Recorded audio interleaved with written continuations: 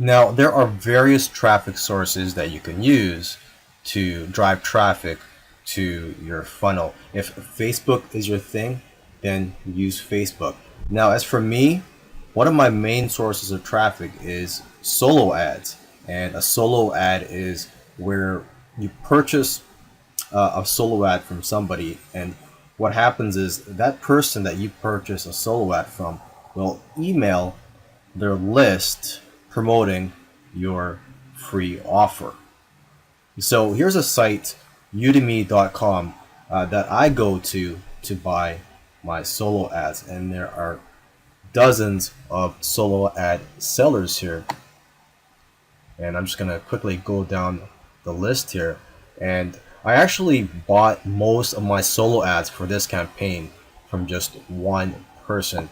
I believe I purchased a total of around 1,400 clicks from this one person, and that actually spread it out over each day of the launch. Now it's up to you how often you want to drive traffic to your funnel, but what I did was I purchased at least 100 clicks each day, and then whenever I made sales or whenever I made commissions, I just reinvested that into more traffic.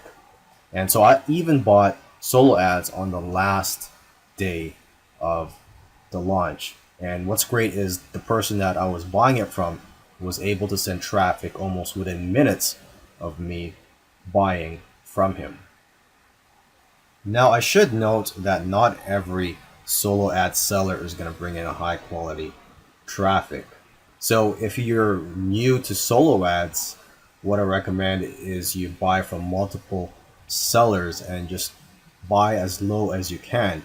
I believe the minimum purchase amount here is 25 or 50 clicks, and you could also click on each of their profiles here to get an idea of their ratings and the feedback from previous buyers. But if you're new to solo ads, or if you've never bought a solo ad from a particular seller, you don't know how well your offer is going to convert with their list.